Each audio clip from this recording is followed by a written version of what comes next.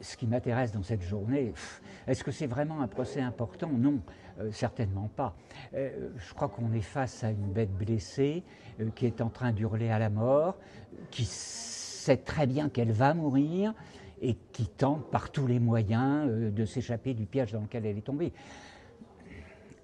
Je trouve que cette histoire, enfin ce procès aujourd'hui, la démarche qui est derrière de Madame, Monsieur Macron, c'est pitoyable. Moi, j'ai pitié de ces gens-là.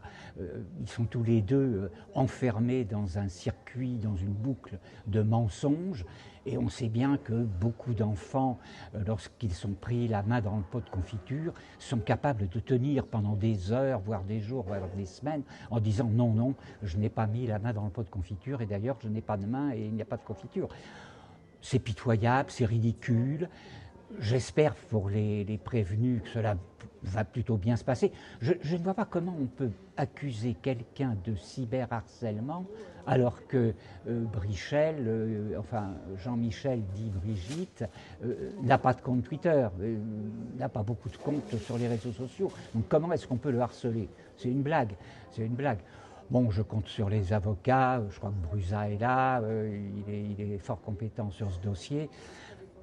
Moi, ma meilleure réponse que je peux leur faire aujourd'hui, c'est juste de rappeler que j'en suis à 100 parties civiles qui déposent plainte contre X pour toute une série de motifs, une bonne dizaine en tout, usurpation d'identité, détournement de mineurs, mariage illégal, atteinte aux intérêts fondamentaux de la nation et à la sûreté de l'État, et puis un 10e motif que nous avons rajouté il n'y a pas très longtemps, atteinte à la dignité des femmes et des hommes. 100 personnes, ça va commencer à faire.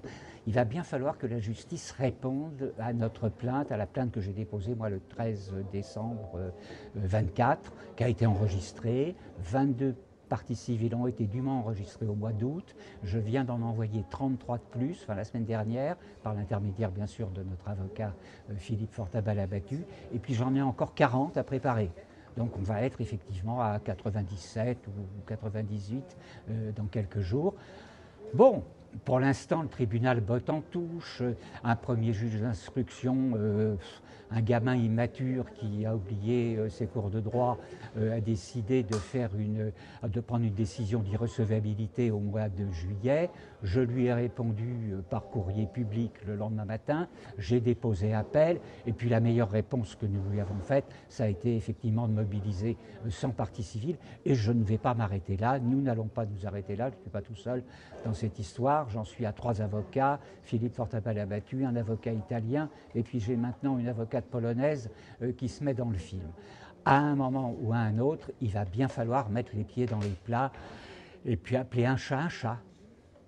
Qu'est-ce que vous pensez de l'affaire Branco, l'affaire dans l'affaire? Oh, ça c'est dégueulasse par contre. Là, je trouve ça particulièrement dégueulasse parce qu'un avocat a besoin de gagner sa vie. Mais parfois, on me dit Cotten, vous êtes avocat? Non, certainement pas. Dieu merci, je suis un homme libre. Le problème des avocats, c'est qu'ils sont enfermés dans un système. C'est exactement comme les médecins. Les médecins qui soignent aujourd'hui, ils sont suspendus 3 mois, 6 mois, 2 ans, 3 ans pour certains. C'est ignoble, tout simplement parce qu'ils se sont opposés aux vaccins poison, aux faux médicaments. Ils se sont opposés à toute cette opération particulièrement violente du Covid. Les avocats sont dans le même genre de situation, c'est-à-dire que dès qu'ils font un pas de travers, ils se font massacrer. C'est terrifiant, c'est terrifiant. Là, Branco, moi je le soutiens de tout mon cœur, parce que je sais trop bien, parce que j'ai des amis avocats qui ont été exactement dans la même situation. C'est vraiment des procédures particulièrement dégueulasses, avec une complicité de l'ordre des avocats.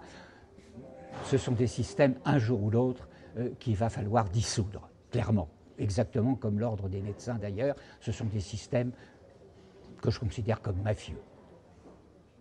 Merci infiniment.